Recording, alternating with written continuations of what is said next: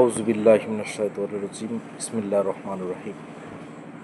আজকের আলোচনা করা হবে সূরা ফাতিহার ২ নম্বর আয়াত আর রহমানির রহিম।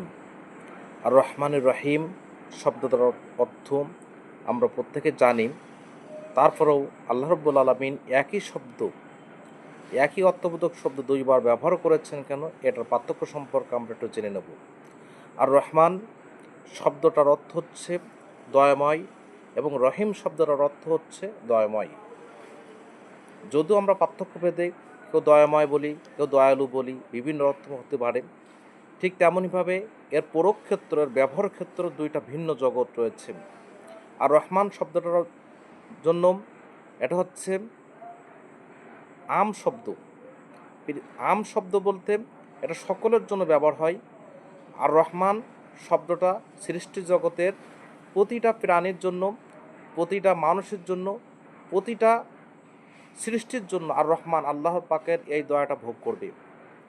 সূর্যের আলো থেকে পৃথিবীর শুধু ইমানদাররা ভোগ করবে না, শুধু আল্লাহর ওলিরা ভোগ করবে না, সূর্যের আলোটা ভোগ করবে একজন অমুসলিম, একজন কাফের, একজন হিন্দু, বৌদ্ধ, খ্রিস্টান থেকে শুরু করে পৃথিবীর সকল লোক, সকল সৃষ্টি, সকল গোষ্ঠী, আল্লাহকে যারা অস্বীকার করছে, আল্লাহকে যারা স্বীকার করছে, সকল লোক আল্লাহর এই দয়া থেকে কেউ মাহরুম হবে না।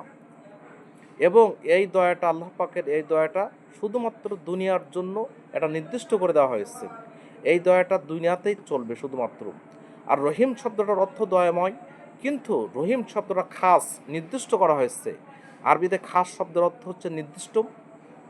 এটা কিয়ামতের ময়দানে, আখিরাতের দিন আল্লাহ রাব্বুল আলামিন ইমানদার লোকদের জন্য, মুমিন লোকদের জন্য, আল্লাহর আনুগত্যশীল লোকদের জন্য এই দয়াটা ব্যবহার করবেন।